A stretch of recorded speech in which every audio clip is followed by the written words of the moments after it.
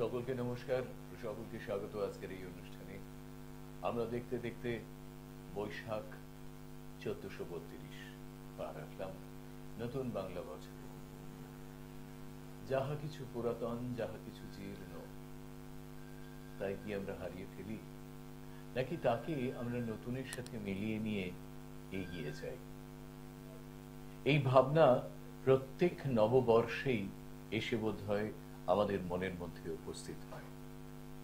আমরা ভাবি সব ঝেড়ে ফেলে দিয়ে নতুন করে শুরু করব, কিন্তু হয়তো এই কথাটা আমরা ভুলে যাই রবার্ট ব্রাউনিং এর সেই বিখ্যাত উক্তি, আমার সঙ্গে বুড়ো হও তাহলেই বুঝবে জীবনের দ্বিতীয় অর্ধটার জন্যই প্রথম অর্ধটা জুড়ে বাঁচা। অর্থাৎ যা আমরা করে এলাম তার ফসলটাই আমাদের তুলতে হবে। নতুন একেবারে ধুধু প্রান্তরে কিন্তু ফসল ওঠে না। সুতরাং ত্রিকালদর্শী শিবানন্দ মহারাজ বারবার যে কথা বলেন যে নিজেকে শুধরাও, নিজেকে এমন একটা পথে শানিত করো, ধাবিত করো যা তোমাকে আগামী দিনে সুখী রাখবে, খুশি রাখবে। আমি সারাক্ষণ চুরি করলাম, ডাকাতি করলাম এবং তারপর ভাবলাম আমার জীবনটা খুব সুন্দর সুস্থভাবে চলবে, তা বোধ হয় সবসময় হয় না। তাৎক্ষণিক হয়তো কিছু করতে পারলেও পারে, কিন্তু সব সময়ের জন্য সেটা হয় না। অতীতকে কখনোই আমরা ভুলে যেতে পারি না, যতই চাই। এই যে রাস্তার নাম বদল হয়ে যায়, এই যে বলা হচ্ছে যে মুঘল সাম্রাজ্যের ওপর পড়াশুনো ইতিহাসে হবে না, এতে করে কি ভারতের ইতিহাস পাল্টে যাবে? বোধ হয় যাবে না। এবং সেই কারণেই অতীতকে সঙ্গে নিয়ে বর্তমানকে সামনে রেখে ভবিষ্যতের দিকে এগোনোটাই বোধ হয় মূল মন্ত্র। এবং বিগত 17 বছর ধরে যে কথাটি বারবার ত্রিকালদর্শী শিবানন্দ মহারাজ বলে আসছেন এবং নিজের সামনে দাঁড়িয়ে যেটা বারবার প্রমাণ করছেন, সেটা হচ্ছে আমরা যেন আমাদের কৃষ্টি, আমাদের অভ্যাস, আমাদের সংস্কৃতি, আমাদের এই মেলবন্ধন হারিয়ে না ফেলি। অনুকরণ করতে বারবার বারণ করেন তিনি, বলেন অনুসরণ করো, অনুকরণ করো। তো এইটা কিন্তু আমরা বোধহয় ভুলে যাই এবং আমাদের জীবনযাত্রায়, আমাদের যাপনে আমরা বারবার দেখি সেই অদ্ভুত পশ্চিমের এক প্রবেশ ঘটছে, সেই পাশ্চাত্যের প্রবেশ ঘটছে, যা আমাদের সংস্কৃতিকে, আমাদের রুচিকে, আমাদের কৃষ্টিকে নষ্ট করে দিচ্ছে। বাজারে আমরা যখন ঘুরি, যখন বেড়াই, যখন দেখি, অনেক সময় লজ্জায় অবনত হয়ে যেতে হয়। বিশেষ করে মহিলাদের যে ধরনের ড্রেস কোড তারা ব্যবহার করছেন, এটা বোধহয় খুব একটা কাম্য নয়। মহারাজ তুলসী মঞ্চের কথা বলেন না, শঙ্খধ্বনির কথা বলেন না, এটা বলেন কেন? তার কারণ এই অন্তরাত্মার সাথে যখন অসীমের মিলন হয়, সেইটাই বোধহয় জীবনকে তার প্রাণ প্রাচুর্যের দিকে এগিয়ে দেয়। সেই প্রাণ প্রাচুর্য প্রত্যেকটা মানুষের মধ্যে থাকুক, ঝরে পড়ুক, শ্রাবণের ধারার মতো ঝরতে থাকুক, সেই আশীর্বাদ। আমরা সেই দিকে তাকিয়ে থাকব এবং বিশ্বাস করব আপনারা যারা আমাদের এই অনুষ্ঠান দেখেন, দেখে আসছেন, ঋদ্ধ হচ্ছেন, তারা মহারাজের এই কথা, এই বাণী অনুসরণ করে চলবেন। সকলকে নমস্কার, স্বাগত। যারা টেলিফোন করবেন, ব্যক্তিগত প্রশ্ন নয়, আবারও বলি, যোগাযোগ করতে চাইলে তাহলে সরাসরি বাদু শিবানন্দ শিবাশ্রমে যোগাযোগ করতে পারেন। সেই ব্যাপারে আজকের এই অনুষ্ঠানে আপনাদের সকলকে আরেকবার স্বাগত জানিয়ে ত্রিকালদর্শী শিবানন্দ মহারাজ। আপনাতে মন আপনি থাকো, তুমি যেও না গো কারো ঘরে, যা চাইবি তা বসে পাবি, খোঁজো নিজ অন্তঃপুরে, আপনাতে মন আপনি থেকো, তুমি যেও না গো কারো ঘরে।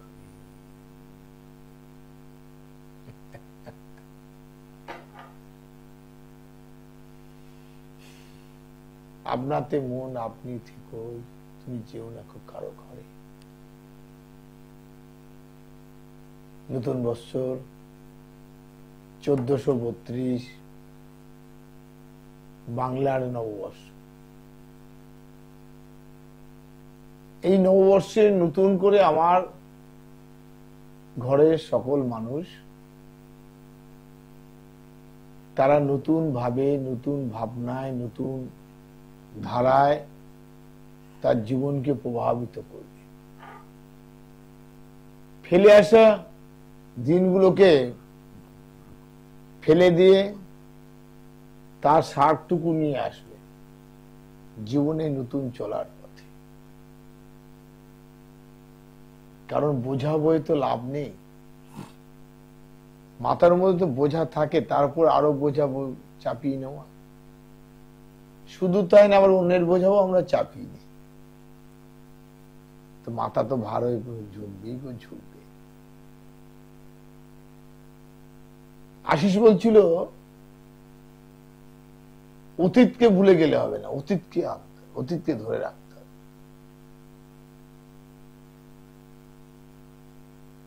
অতীত মানে মোগল সাম্রাজ্য নয়, ঠিক। অতীত মানে হচ্ছে ভারতবর্ষের অতীত, মানে সেই মুনি ঋষিদের অতীত। যে অতীতে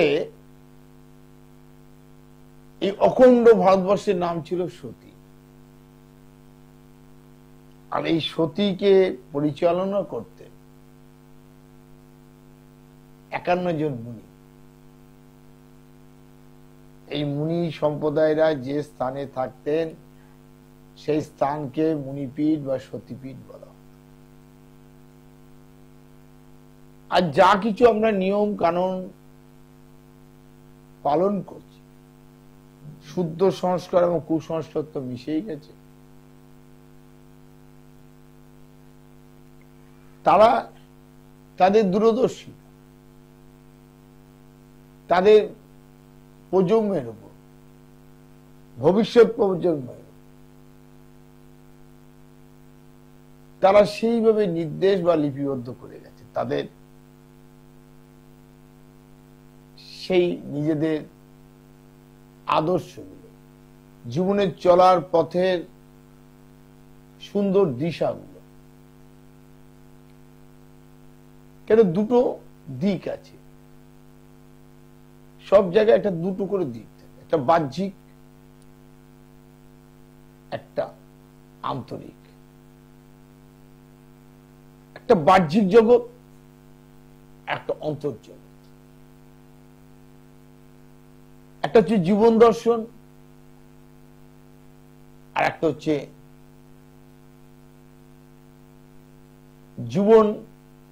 জীবনের ভেতরে অন্তর্দর্শন, যেটাকে বলা হয় আধ্যাত্মিক চেতনা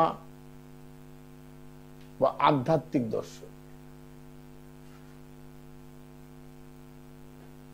জীবনের দর্শন তো শেখায় জীবনটাকে কিভাবে ভালো রাখা যায়, কিভাবে ভালো করে চলা যায়, জীবনটাকে কত ভালো তৈরি করা যায়। সেই জীবনটা নিজের জন্য না সমাজের জন্য। এবার এই জায়গাটায় কিন্তু সেই মুনি ঋষিদের বাক্য। তারা বলছেন যারা নিজের জন্য বাঁচে তাতে সমাজও ক্ষতিগ্রস্ত হয়, নিজেও ক্ষতিগ্রস্ত হয়।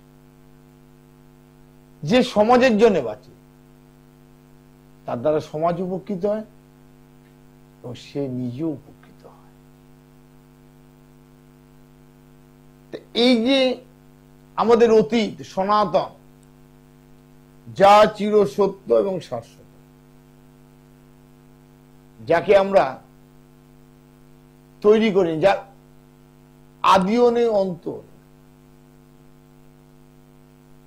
সেই সনাতন থেকে কিন্তু সমস্ত মত তৈরি হয়েছে।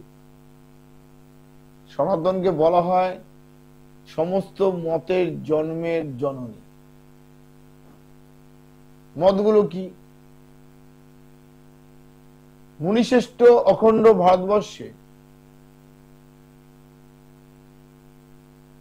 কত সুন্দর মায়েদেরকে দেবী বলে সম্বোধন করা হয়। দেবী এবং মায়েরাও পুরুষদের আর্য বলে সম্বোধন করা হয়। এই আর্য এবং দেবী এই সম্ভাষণটা ছিল দাপর সভ্যতা অব্দি। দাপর সভ্যতা অব্দি আজ থেকে 5225 বছর পূর্বে তখন কোনো মতের কোনো উদ্ভব হয়নি, কোনো মত সৃষ্টি হয়নি। একটাই মত ছিল, সেটা সনাতন। ভারতবর্ষ সতী থেকে জম্বুদ্বীপ, জম্বুদ্বীপ থেকে ভারতবর্ষ নাম হয়েছে। এটাকে কিন্তু কেউ অস্বীকার করতে পারবে কি? এই ভারতবর্ষকে কেউ অস্বীকার করতে পারবে? অনেক মতের মানুষ বলে ভারত মাতাকে, ভারত মাতা বলতে আমাদের লজ্জা হয়। ভারত মাতা বলবো কেন? তাহলে ভারতবর্ষে থাকবো কিন্তু ভারত মাতা বলতে পারবো না, এ তো হয় কি? হতে পারে কি? পূর্বপুরুষ থেকে জন্ম জন্ম এখানে এই ভারত মায়ের কোলে জন্ম নিতে হয়েছে। তাহলে অতীতকে কি করে ভুলে যাচ্ছ? অতীতকে কি করে মনে রাখছো? বাবর আকবর তো অতীত নয়। তাহলে কি হলো? সেই ভারতবর্ষ মহাভারত তৈরি হলো। মহাভারত, কুরুক্ষেত্রের যুদ্ধ।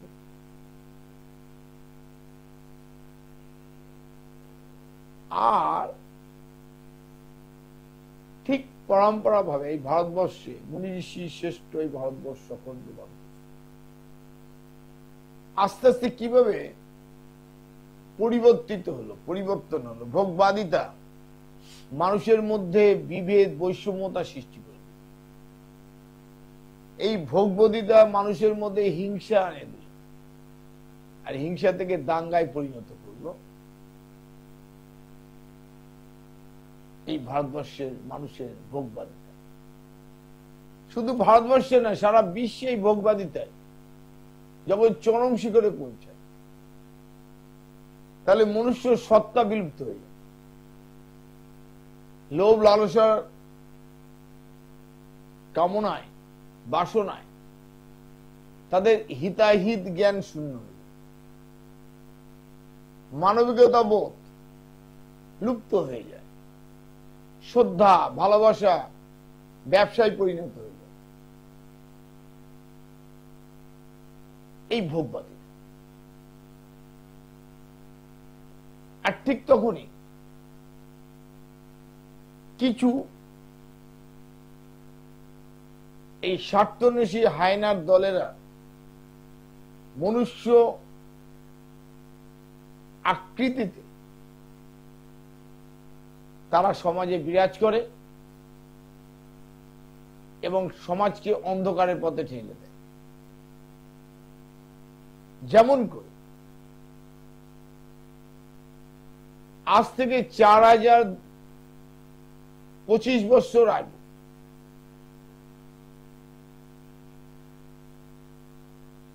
পাঁচ 5200 বছর পর 1000 বছর লেগেছিল ভারতবর্ষের সভ্যতার বিকাশ করতে। তারপর সভ্যতা সমুদ্রে সুনামিতে চলে গেছিল। মানুষকে নতুন করে আবার গড়ে উঠতে, সমাজ ব্যবস্থাকে সুন্দর করে গড়ে তুলতে 1000 বছর লেগে। পরিবর্তিত সমাজ, পরিবর্তিত মন, পরিবর্তিত দেহ, পরিবর্তিত রাষ্ট্র ব্যবস্থা মানুষকে ভোগবাদিতার চরম শিখরে যখন পৌঁছে দেয়, তখন ন্যায়, অন্যায়, পাপ, পুণ্য সমস্ত বোধ লুপ্ত হয়ে যায়। তখন মনুষ্য আকৃতির জীবের ন্যায়, জীব জন্তুর ন্যায় তারা বিরাজ করে সমাজ। আর তখনই সমাজে পরিবর্তন আবার নেমে আসেন। ভগবান স্বয়ং কৃষ্ণ অবতারে যখন ছিলেন পূর্ণ ব্রহ্ম, অর্জুনকে কুরুক্ষেত্রের যুদ্ধে বলেছিলেন, যদা যদা হি ধর্মস্য গ্লানি ভবতি ভারত অভ্যর্থানং অধর্মস্য তদাত্মানং সৃজাম্যহম পরিত্রাণায় সাধুনাং বিনাশায় দুষ্কৃতম ধর্ম সংস্থাপনার্থায় সম্ভবামি যুগে যুগে। ধর্মকে সংস্থাপনার্থায় ভগবান বললেন আমি আগেও এসেছিলাম, এখনো এসেছি, পরেও আসবো। ঠিক তাই, মানুষ যখন ভোগবাদিতার চরম শিখরে উঠে যখন সমস্ত ব্যক্তি সত্তাকে লুপ্ত করে দেয়, সমাজকে অন্ধকারের পথে নিয়ে যায়, পাপের পথে ঠেলে দেয় যুব সম্প্রদায়কে, যখন নিজেদের মধ্যে কোনো হিতাহিত জ্ঞান থাকে না, শ্রদ্ধা ভালোবাসা যখন ব্যবসায় পরিণত হয়ে যায়, তখনই সেই অবতার পুরুষরা কেউ আসে, পূর্ণ ব্রহ্ম বা ব্রহ্মের অংশ। ব্রহ্ম মানে জ্ঞান, যথার্থ জ্ঞানের যিনি অধিকার। ব্রহ্ম শব্দের অর্থ হচ্ছে জ্ঞান, যথার্থ জ্ঞান। এই জ্ঞানের যিনি অধীশ্বর বা জ্ঞানের অধিকারী, কোন পুরুষ বা নারী হিসেবে এখানে অবতীর্ণ হতে পারে। ঠিক 1000 বছর পর, আজ থেকে 4025 বছর আগে যিনি এসেছিলেন, সেই মহাত্মা, তার নাম ছিল জরস্থস্থ।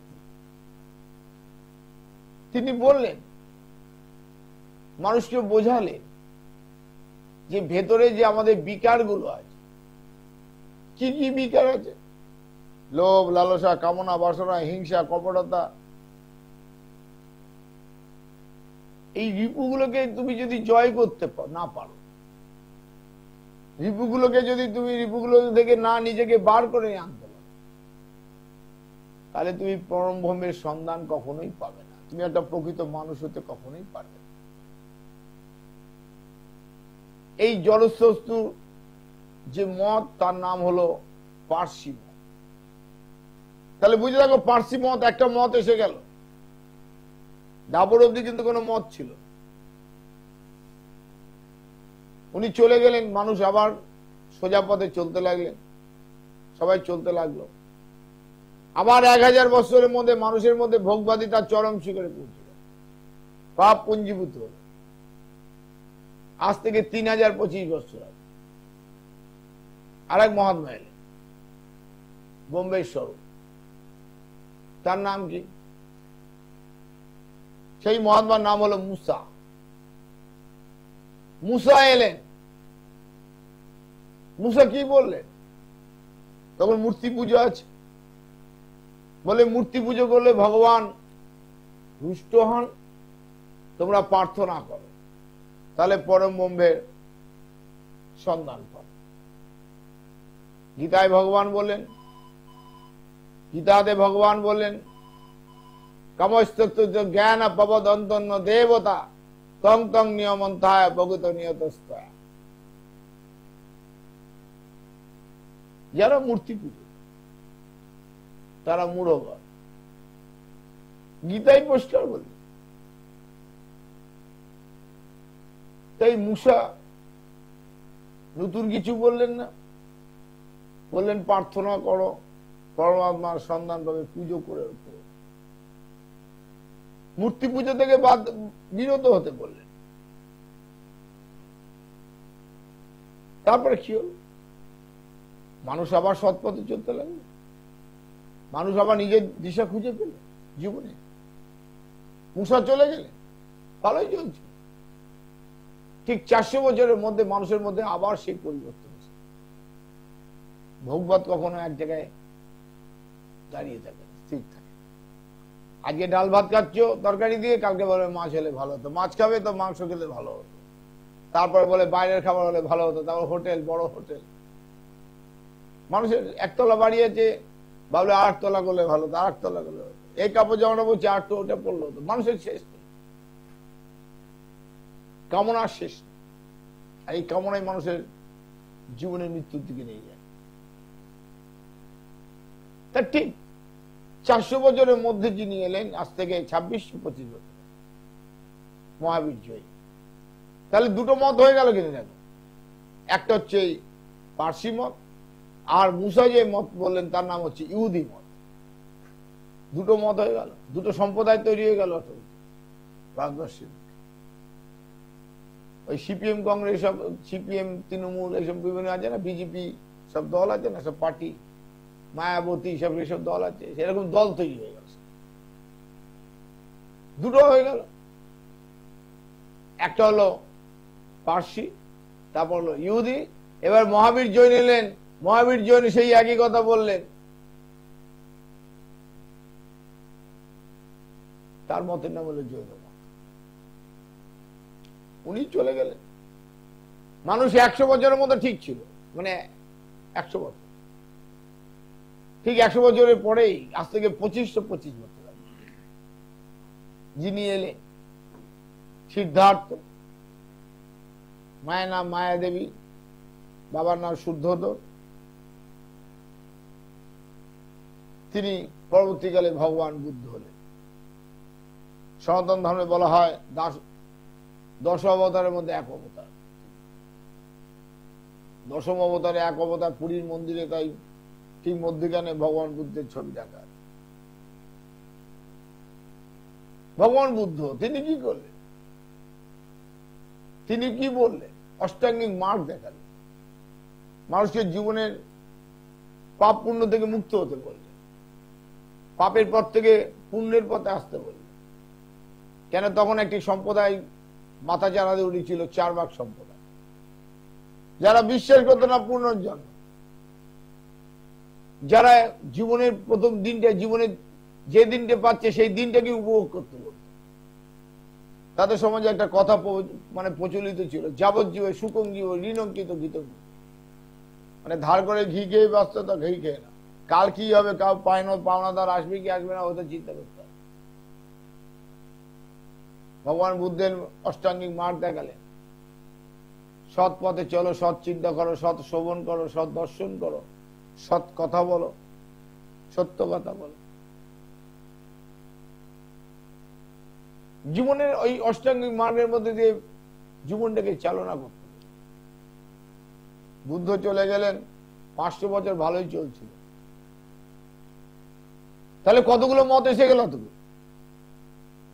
প্রথমে পার্সি, তারপরে ইহুদি, তারপরে জৈন, তারপরে বৌদ্ধ, এবার এসে গেল কি 500 বছর পর, আজ থেকে 2025 বছর আগে গেল যিশু। তখন ধর্মযাজকদের রাজতন্ত্রকে নিয়ন্ত্রণ করছে ধর্মযাজকরা, ধর্মযাজকদের যা বলছে রাজা তাই কথা শুনছে, আর ধর্মযাজকদের লোভের শিকার হচ্ছে সাধারণ প্রজাগণ।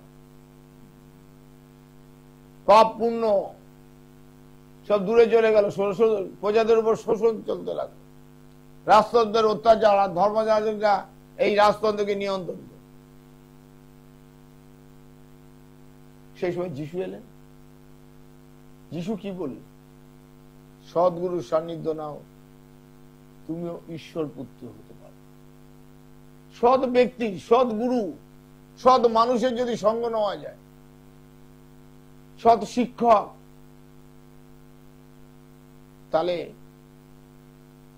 একটা মনুষ্য জীব থেকে একটা মানুষ সে হতে পারে। প্রকৃত মানুষ হতে পারলে সমাজ সুন্দর হয়। যিশু বললেন। আর একটা মত এসে গেল, খ্রিস্টান। কত সম্প্রদায় তৈরি হচ্ছে দেখো, এর মাঝে আরো সবাই আছে। 10,000, সারা বিশ্বে 10,000 মত আছে, তার মধ্যে এই প্রধান মতগুলো বলছে। যিশুর যাবার 600 বছরের মধ্যে এক শ্রেণীর আছে প্রচুর অর্থ অধিকার,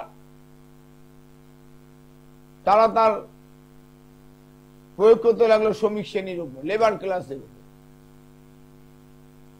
অশিক্ষিত মানুষ যারা শ্রম দিয়ে জীবন চালনা করে, সেই সব মানুষের উপর অত্যাচার বেড়ে গেল, তাদেরকে বাজারে কেনা বাজার চলতে লাগলো এবং নির্মম অত্যাচার করতে লাগলো। তাদের কাতর আর্তনাদ, চিৎকার ভগবানকে নাড়িয়ে দিয়েছিল সব। ঠিক সেই সময় জন্ম হলো হযরত মুহাম্মদ,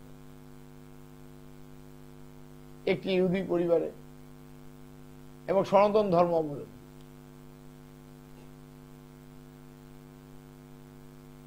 মোহাম্মদ বললেন লা ইলাহা ইল্লাল্লাহ, আমার খোদা সব জায়গায় আছে। মানুষ আবার একটা পথে এলো, একটা মত তৈরি হয়ে গেল। সেই মতটার নাম হলো মুসলমান, ইসলাম। ইসলাম মত তৈরি হয়ে গেল। তাহলে কতগুলো মত এসে গেল? আজ থেকে 1425 বছর। তারপরে এলো 200 বছরের মধ্যে এলেন শঙ্করাচার্য, আজ থেকে 1225 বছর। তার মতের নাম বেদান্ত মত।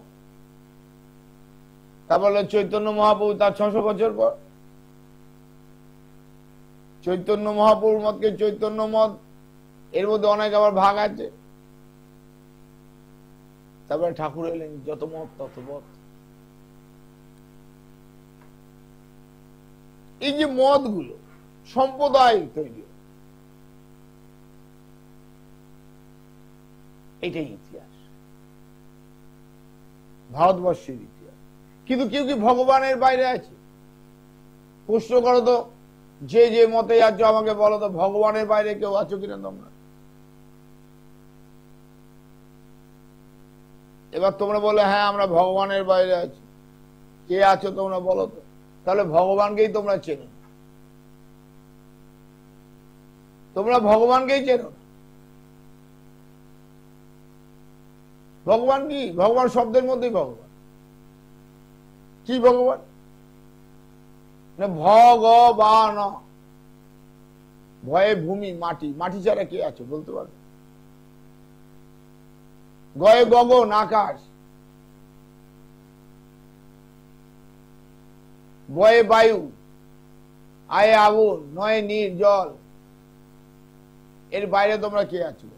কোন মত আছে? কে থাকতে পারবে? পারবে তোমরা? তাহলে ভগবানের বাইরে তোমরা কেউ নয়। এটার নামই হচ্ছে সনাতন। এই যে ভগবানের বাইরে কেউ নয়, কোনো মতই নেই ভগবানের বাইরে। কেউ ভগবানের বাইরে, একটা পোকা মাকড় থেকে আরম্ভ করে উদ্ভিদ থেকে জীব জগৎ, প্রাণী জগৎ, কেউ নয়। তাহলে তোমাদের আস্ফলন কিসে? লড়াই কিসে? যুদ্ধ কিসে? কারণ হচ্ছে ভোগবাদিতা। ভোগ। আমি কতটা এই বিশ্বে কতটা অধিকার ফলাতে পারবো, অধিকার আমি কায়েম করতে পারবো, কতটা মানুষের উপর আমি তার ভগবান হিসেবে ওপরে বসে আমি কতটা কর্তৃত্ব করতে পারবো, এই ক্ষমতার একটা প্রভাব সমাজে পড়েছে। আর এই ক্ষমতার প্রভাব দেখিয়ে মানুষের মধ্যে, মানুষের সাথে মানুষের লড়াই চলছে, যুদ্ধ চলছে, হিংসা চলছে। আর মারা যাচ্ছে কারা? ধ্বংস হচ্ছে কারা? না প্রকৃতি, সেই সব সৃষ্টি, সেই স্রষ্টার সৃষ্টিকে ধ্বংস করছে এইসব নির্বোধ, অবুঝ, অজ্ঞান কিছু স্বার্থন্বেষী মনুষ্য রূপধারী কিছু যুবসত্তার তারা। তাই আমার একটাই কথা, তোমরা কেউ ভগবানের বাইরে। এই ভোগবাদিতা থেকে যতদূর না বেরোবে, সমাজ কখনো পরিবর্তন হতে পারে। সমাজে যে শিক্ষা, প্রকৃত শিক্ষা যদি না আসে, যতই কিছু গাড়ি বাড়ি আর সোনা দিয়ে মুড়ে দিক সরকার বা কেউ, এই জগৎ কখনো সুন্দর হতে পারবে না। কারণ দরকার হচ্ছে প্রকৃত শিক্ষা। আজ এই শিক্ষারই অভাব হয়ে গেছে। যাক, তোমাদের সাথে কথা বলবো। আশিস যেহেতু অতীত বললো, তাই অতীতকে নিয়ে একটু আনলাম। নিশ্চয়ই আমি তোমাদের সাথে কথা বলবো, তোমরা ফোন করবে। আমি অত লেখাপড়া জানি না, মা যেটুকু বলতে শেখায় সেটুকুই আমি বলার চেষ্টা করি। আমি মনে করি তোমরা একটু সঙ্গে থাকবেন, আমার কথাগুলো শুনছো, এবং আমার কথাগুলো যদি ভুল বলে থাকে, আমার কথাগুলো যদি ভুল হয়ে থাকে, তাহলে নিশ্চয়ই তোমরা আমাকে বলো। আমি তোমাদের কাছে তো শিখতে চাই, কিন্তু আমি জানি এই আমার ঘরের মানুষ, তারা কবে মানুষ হবে। তাই সর্বদাই আমি বলি তোমরা মানুষ হও, মানুষ হও, মানুষ হও। জয় মা, জয় মা। কে আছে? জয় মা। কে আছেন? হ্যালো। হ্যাঁ নমস্কার। কামারপুকুর থেকে কে বলছেন? হ্যাঁ কে বলছেন? ছেলের নাম বলুন। শোভন? শুভজিৎ মন্ডল। বয়স কত বয়স? হ্যাঁ 30। তোমার ছেলের সময় ভালো নেই, শুনতে পাচ্ছ? তোমার ছেলের সময়টা ভালো নেই এবং দিন দিন খারাপের দিকে যাবে, কোনো কাজে স্থিরতা পাবে না। সর্বদিকে একটা বাধা বাধা কাজ করছে, ছোটবেলা থেকে একটা বাধা কাজ করছে সর্ব বিষয়ে, সামান্য সামান্য কারণে। পড়াশোনায় আর্ট লাইনে প্রচন্ড ভালো ছিল, বহুমুখী প্রতিভার অধিকারী হওয়া সত্ত্বেও সেখানেও বাধা, এমনকি জীবনে প্রতিষ্ঠার ক্ষেত্রে বাধা। কারণ ও নিজের মতো চলে বড্ড, ও নিজের মতো চলতে গিয়ে জীবনে কিন্তু এই ক্ষতিগুলো করছে। কি বললাম বুঝতে পারছো? কোনো কাজে স্থিরতা পাচ্ছে না, পাবে না, সর্ব বিষয়ে একটা বাধা কাজ করছে। এবং শুধু তাই নয়, তোমার নাম কি? তোমার নাম কি? তোমার নাম কি? আপনি কে বলছেন? আপনার নামটা জানতে চাইছেন মহারাজ। হ্যাঁ নাম নাম। হ্যাঁ ওর মতের সঙ্গে কারোর মত মিলবে না, তোমার মতের সাথেও মত মিলবে না ছেলে, শুনতে পাচ্ছ? এই ছেলেকে নিয়ে সংসারে অশান্তির কারণ হচ্ছে এবং আগামী দিন বেশি হবে, শুনতে পেলে? না এখন একদম নেই, আমি প্রথমেই তো বলে দিলাম। আপনাদের অনুষ্ঠানের সূচনায় আমি মনে করিয়েছিলাম যে ব্যক্তিগত আলোচনায় যদি আসতে চান আপনারা সরাসরি আসতে পারেন বাদুশিবানন্দ সেবাশ্রমে, বন্ধনগ্রাম চৌমাথা থেকে, যেখানে পৌঁছতে 15 মিনিট মতো সময় লাগা উচিত। আপনারা সরাসরি যদি যোগাযোগ করতে চান তাহলে যে নাম্বারগুলি স্ক্রল বারে যাচ্ছে 25262728, 25262626, 9830160983026018 এই নাম্বারে আপনারা ফোন করুন, যোগাযোগ করুন। যারা এখানে ফোন করবেন তারা আধ্যাত্মিক কোনো আলোচনায় যদি আসতে চান তাহলে করতে পারেন। আমরা জানিয়ে মহারাজের সাথে অনুষ্ঠানের সূচনায় গিয়েছিলাম যে অতীতকে ভোলা উচিত নয়। মহারাজ কিন্তু তাতে সহমত প্রকাশ করলেন, কিন্তু বললেন যে আমরা সত্যি সত্যি অতীত থেকে কোনটা নেব, এইটা খুব গুরুত্বপূর্ণ, কিন্তু যে আমরা অতীতের কোন জায়গাটা ধরবো এবং কোন জায়গাটা ছেড়ে দেবো সেইটা। ধর্মের কথা, ইসলামের কথা, ইসলামিক যে 600 বছরের রাজত্বের কথা, ব্রিটিশ রাজত্বের সাম্রাজ্যবাদের কথা সব আছে, তাদের মধ্যেও কিছু ভালো ছিল, সেইগুলো কিন্তু আমাদের নেওয়া উচিত। আর যেগুলো ঠিক নয়, যেগুলো মন্দ, যেগুলো ভুল, সেগুলোকে পরিত্যাগ করে এগিয়ে যাওয়া উচিত। কি বলেন মহারাজ? আমরা আরেকবার সেই ব্যাপারে আলোচনায় একটা কথা জানবে, অজ্ঞানী ব্যক্তির হাতে যদি অধিকার এবং ক্ষমতা যায়, সে মানুষ থাকে না, অমানুষ হয়ে যায়।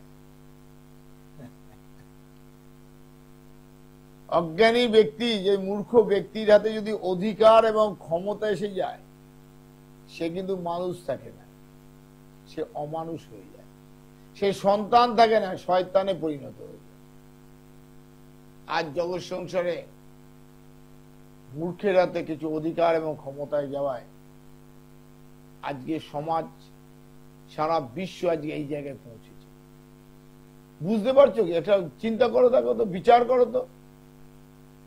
গাজা, ইউক্রেন, ইসরায়েল, এইসব জায়গায় প্রতিদিন কত শিশু, নারী তারা মৃত্যুবরণ করছে। কি অবস্থায় তারা আছে একবার ভেবে দেখেছো? বিচার করতে পারছো কিসের জন্য এই যুদ্ধ লড়াই চলছে আর কারা মারা যাচ্ছে? উদ্দেশ্য কি? শুধু তাই না, আমাদের দেশও তাই হচ্ছে, আমাদের রাজ্যও তাই হচ্ছে। এর উদ্দেশ্য কি? একটাই, ভোগবাদ, ক্ষমতা। সেই জন্য আমি বারবার বলি, কেন আমি সংসার ভালোবাসি। সংসারের নাতি পুতি, আমার ঘরের মানুষ, তারা হারিয়ে যাবে আমি চাই না। সে কি মতের আমার জানার দরকার নেই, সে তো আমার ঘরে। ইসলাম হতে পারে, সে বুদ্ধিস্ট হতে পারে, জৈন হতে পারে, হিন্দু সনাতনী হতে পারে, সবাই তো আমার ঘর। ভগবানের বাইরে কেউ নয় গো, কেউ নয়। কে আছেন? জয়মা, হ্যালো। হ্যাঁ, কে বলছেন? কে বলছেন? বীরভূম থেকে। বলুন, এই অনুষ্ঠান দেখেন? কেমন লাগে মহারাজের অনুষ্ঠান? হ্যাঁ, কি নাম আপনার? আপনার কি নাম? মঞ্জুলি। হ্যাঁ, বলুন।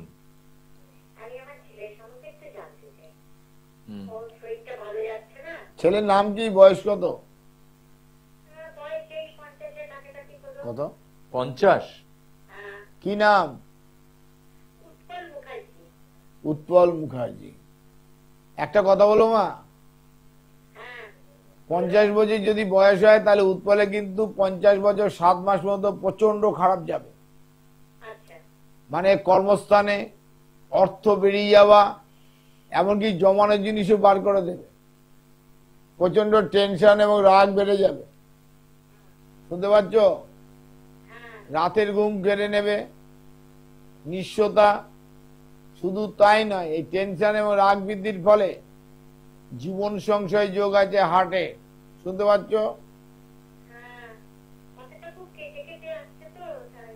হার্টের সমস্যা আছে। 50 বছর 55 বছর 7 মাস মতো খুবই ওর খারাপ সময় যাবে, প্রচন্ড খারাপ সময়। কি বললাম মা? ধূর ঝামেলা অশান্তি, মানে রাতের ঘুম কেড়ে নেবে, নিঃস্বতা, নিঃস্ব করে দেবে পুরো, অর্থ বার করে দেবে পুরোটা। শুনতে পাচ্ছ?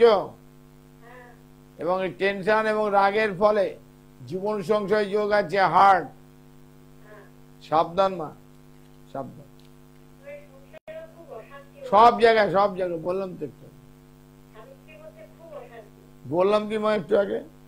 আপনি যদি সরাসরি যোগাযোগ করতে পারেন খুব ভালো হয়।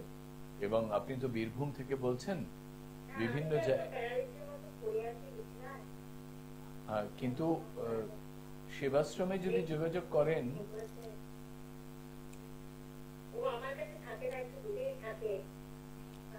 আচ্ছা, কি করবে? নিয়তির উপর ছেড়ে দাও, মাকে স্মরণ করো। তার উপর তো কিছু না, তিনি যেটা করেন সেটা মঙ্গলের জন্যই হয়, ভালোর জন্যই হয়। কত মানুষের কত রকমের অসুবিধা নিয়ে তারা জীবন যুদ্ধে লড়াই করছেন, এবং সেখানেও কিন্তু আমরা কিছুতেই এই ভোগবাদিত্বের বাইরে আসতে পারছি না। সেটা খুব যন্ত্রণার, সেটা খুব কষ্টের, এবং সেই অভাব কোনোদিন মেটে না মানুষের। মহারাজের যে কথাগুলো আমরা শুনে থাকি, প্রায় বাণীর পর্যায়ে চলে যায় কিছু কিছু কথা, এবং সেই তার জীবনবোধ, সেইটা যদি কিছুটা অন্তত কিছু মানুষ মেনে চলেন, তাহলে পৃথিবীটা আরেকটু বাসযোগ্য হয়ে উঠতে পারে বলে আমাদের বিশ্বাস। এবং সেখানেই বোধহয় আমাদের এই অনুষ্ঠান সৃষ্টি এবং সৃষ্টি প্লাসের যে অনুষ্ঠান, যে সম্প্রচার, সেটা বোধহয় প্রত্যেকটি মানুষের কাছে আনন্দ মুখরিত হতে পারে। অনুষ্ঠানের প্রায় শেষ পর্যায়ে আমরা। ত্রিকালদর্শী শিবানন্দ। আমি একটাই কথা বলি, সনাতন ধর্মের মানুষরা শৈব, শাক্ত, বৈষ্ণব, বৈষ্ণবের মধ্যে আবার ভাগ, এইসব করে নিজেদের মধ্যে সংকীর্ণতা তৈরি করে একটা দল তৈরি হয়ে গেছে। আমি একটাই কথা বলি, তোমরা যে যে মতেই থাকো না কেন, যে যে নামেই ডাকো না কেন, তিনি সে কিন্তু তাকেই ডাকছে। তাই বলি, মানুষকে কুসংস্কার ভণ্ডামি থেকে বার হতে হবে। জ্যোতিষতন্ত্র বলে বাজারে যেসব চলছে শ্মশান মশান, মদ গাঁজা, সাধু থেকে যুব সম্প্রদায় যেভাবে আজ চরম জায়গায় পৌঁছে গেছে, এখান থেকে মানুষকে বার হতে হবে। আর একটা কথা বল, আমরা যেমন পুজো করি, যখন ভগবানকে বসাই বা ভগবানকে স্মরণ করি, যেমন শুদ্ধ সূচি ভাবে করি, ঠিক জীবনে এই মদ জুয়া নারী এই সমস্তটা মেলোচ্ছকারিতা মানুষকে কোনো মতেই এর স্বীকৃতি দেওয়া হয়নি, এবং এগুলো মানুষকে আরো চরম অন্ধকারের পথে ঠেলে দিচ্ছে। আমি মনে করি যুব সম্প্রদায় আজ তারা বিভিন্ন রাজনৈতিক দলের তাদের প্ররোচনায় না গিয়ে তাদের নিজেদের জ্ঞান বিবেক বুদ্ধি থেকে এই ভারতবর্ষের সনাতন আদর্শকে তুলে ধরা একমাত্র দরকার। যেখানে হিন্দু মুসলমান খ্রিস্টান বৌদ্ধ যে যে মত আমি বললাম, প্রত্যেকে কিন্তু একজনের আদর্শেই চলেছে, ভগবানের মধ্যেই আছে। অতএব ভগবান বাদে কেউ নেই। তাহলে বিভেদ বৈষম্যতাকে দূরীভূত করে, কুসংস্কারকে দূরীভূত করে একটি শুদ্ধ সংস্কার যুক্ত সনাতন ধর্মের জোয়ার আনতে হবে আমাদের যুব সম্প্রদায়। তারাই যদি এখন নেশাযুক্ত হয়ে ওই অন্ধকারের পথে বসে থাকে ভ্রম মেরে, তাহলে এই সমাজ শেষ হতে বেশি সময় লাগবে না। শেষের দিকে তো চলে গেছে, আর শেষ হয়ে যাবে। কারণ একটাই, এই সমাজ ব্যবস্থা আজ যেভাবে আমাদের শিশু প্রতি যে অবিচার অত্যাচার চলছে, যে মায়েদের প্রতি লাঞ্ছনা অত্যাচারিত হচ্ছে আমার মায়েরা, সেই সমাজে কখনো ভালো হতে পারে না। তাই আমি বলি, তোমরা বিচার করে দেখো, যুব সম্প্রদায়কে বলো বিচার করতে শেখো, তোমরা এগিয়ে এসো। জ্ঞানী মানুষরা যদি দূরে সরে থাকে, সেই সমাজে কৌরবদের মতো মানুষের উৎপত্তি হয়, অসুর প্রকৃতির মানুষের উৎপত্তি হয়, আর সেখানেই দাঙ্গা এবং বিনাশের কারণ হয়ে দাঁড়ায়।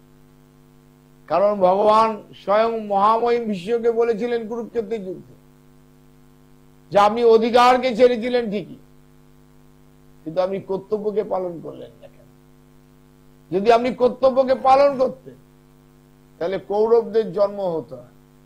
এই কুরুক্ষেত্রের যুদ্ধে আমরা তিনজন আপনারা দায়ী, আর কেউ দায়ী নয়। ওই দুর্যোধনও দায়ী নয়, দুঃশাসনও দায়ী নয়। দায়ী যদি হন আমরা তিনজন। কে? না আপনি স্বয়ং মহামহিম ভীষ্ম, দ্বিতীয় হচ্ছে গুরুদ্রোণ, যিনি শিক্ষাকে ব্যবসায় পরিণত করেছেন, আর তৃতীয় হচ্ছে মহারথী কর্ণ। আপনারা যদি ওদের সাথ না দিতেন, তাহলে আজকে এই কুরুক্ষেত্র যুদ্ধ হতো না, এত মানুষের প্রাণ যেত না। তাই আজ সমাজে যারা শিক্ষিত জ্ঞানী মানুষ, যারা আজও চুপ করে ঘরে বসে আছে, তারা যদি তাদের কর্তব্য পালনে এগিয়ে না আসে, তারা আজ যুব সম্প্রদায় ওই কৌরবদের মতো তারা সৃষ্টি হবে, এবং ধ্বংসলীলায় সাধারণ মানুষের প্রাণ যাবেই যাবে। এর থেকে কেউ রক্ষা করতে পারবে না। তাই আমি বলবো, দেখো সত্যের সাথে কেউ থাকবে না, কিন্তু মিথ্যার সাথে অনেকেই থাকবে, কিন্তু জয় কিন্তু সত্যের হবে। কারণ কি? সত্যের সঙ্গে একজনই থাকেন, তিনি হচ্ছেন ভগবান। সত্যই হচ্ছে ভগবান। তাই যোগী শ্রেষ্ঠ জ্ঞানী শ্রেষ্ঠ বেদব্যাস তিনি যখন চতুর্বেদ 18 পুরাণ মহাভারত মতো মহাকাব্য এবং শ্রী ভগবত রচনা করেছিলেন, তারা একটি শ্লোক লিখেছিলেন, সত্য রূপম পরম ব্রহ্ম সত্যং হি পরম তপ, সত্য মূলা ক্রিয়া সর্বা সত্যং হি পরত নয়। এই সত্যই হচ্ছে ভগবান, সত্যই হচ্ছে তপস্যা। জগতের যত বড় বড় কাজ হচ্ছে শ্রেষ্ঠ, তার মূলেই হচ্ছে সত্য। সত্য ছাড়া কখনো শ্রেষ্ঠত্ব কিছু হতে পারে না। তাই আমি বলবো যুব সম্প্রদায়কে এগিয়ে আসতে, আর সমাজে যারা জ্ঞানী পুরুষ, যারা ওই চিরাচরিত বুদ্ধিজীবীরা না, সত্যিকারের প্রকৃত যারা জ্ঞানী মানুষ, তারা এগিয়ে আসুক, তারা তাদের কর্তব্য পালন করুক। সমাজ এখনো সমাজকে বাঁচানো যাবে, যুদ্ধের হাত থেকে রেহাই দেওয়া যাবে, নালে এই 2025কে কেউ রোধ করতে পারবে না। ধ্বংস অনিবার্য, সারা বিশ্ব তো হবে, ভারতবর্ষ আংশিক ক্ষতি হবে। তাই আমি চাই না যে আংশিক ক্ষতি হোক। তাই আবার আহ্বান করি, সেই জ্ঞানী পুরুষরা তারা ঘরের কোণে বসে না থেকে সত্যিকারে তারা বেরিয়ে আসুক, এই যুব সম্প্রদায়ের হাত ধরুক, সমাজের তারা কর্তব্য পালন করুক। তাই আমি বলবো, মনোচলনি নিকেতনে, মনোচলনি নিকেতনে, এ সংসারে বিদেশির বেশে ভ্রম কেন অকারণে, মনোচলনি নিকেতনে। তাই বলি গো, বিশ্বাস করো, অন্ধবিশ্বাস করো না। ভক্তর বোকা ভক্ত না, চালাক হোক কাউকে চালাকি করো না, কারোর সাথে বুদ্ধিমান হোক কাউকে বুদ্ধু বানিও না।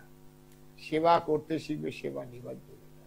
মনুষ্য জীবে বেঁচে থেকে লাভ কি গো? প্রকৃত মানুষ হোক, মানুষ হোক। আমি তোমাদের সাথে ছিলাম, আছি, থাকবোই গো, থাকবো, থাকবোই থাকবো। জয় মা, জয় মা, জয় ঠাকুর শ্রী রামকৃষ্ণ, জয় ঠাকুর শ্রী রামকৃষ্ণ, জয় ঠাকুর শ্রী রাম।